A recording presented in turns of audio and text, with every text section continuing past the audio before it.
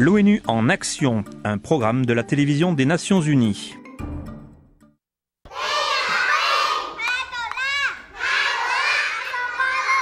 Au Cambodge, les enseignants et les élèves de la dernière génération auraient pu être tués s'ils avaient été pris à lire un livre, à apprendre l'anglais et même à danser des danses traditionnelles.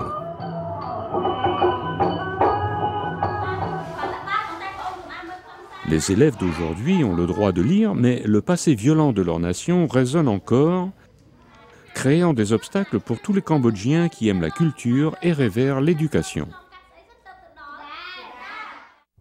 En 1975, les Khmers rouges ont pris le pouvoir sous la direction de Pol Pot. Ils ont forcé des millions de Cambodgiens à devenir des ouvriers agricoles.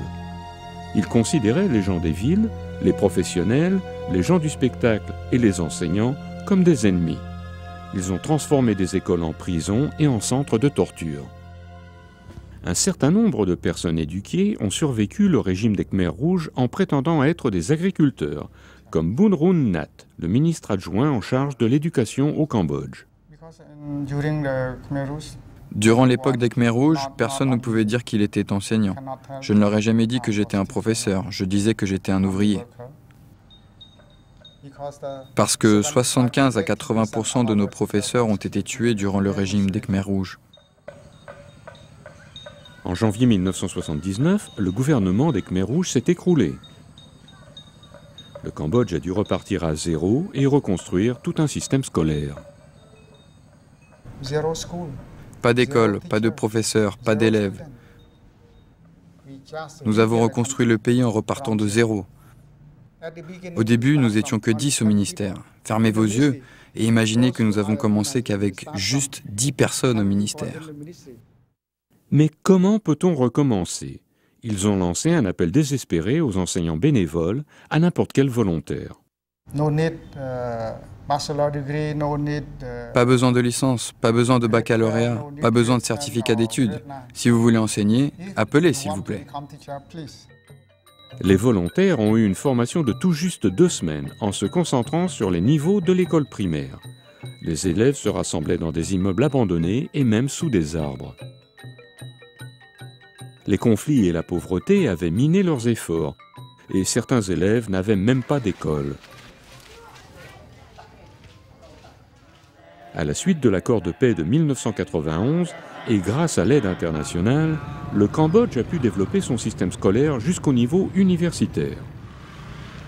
Aujourd'hui, la plupart des enfants cambodgiens vont à l'école primaire, mais les enseignants ne sont pas assez nombreux. Dans certaines zones rurales, on compte 95 élèves par enseignant d'école primaire, et ceci oblige les élèves à aller à l'école en groupe de 4 heures par jour. Et beaucoup d'enseignants cambodgiens ne sont pas bien formés. Dans les zones isolées, près de la moitié des enseignants d'école primaire n'ont eux-mêmes qu'une scolarisation d'école primaire. Malgré les difficultés imposées par la pauvreté, les parents ont envie de transmettre la richesse de leurs connaissances culturelles qu'ils avaient été obligés de cacher durant les attaques des Khmers rouges. Les parents qui n'ont jamais appris à lire et à écrire peuvent aider à enseigner la musique et la danse en montrant une danse vieille de 1000 ans qui a failli être perdue à jamais durant le règne des Khmers rouges. Cette nation a survécu un régime qui tuait les professeurs et interdisait l'éducation. Mais en ravivant la culture et l'éducation, elle fait maintenant tout ce qu'elle peut pour offrir à la nouvelle génération une vie plus riche à plusieurs niveaux. Nous voulons développer le pays parce que nous pensons que l'éducation diminue la pauvreté.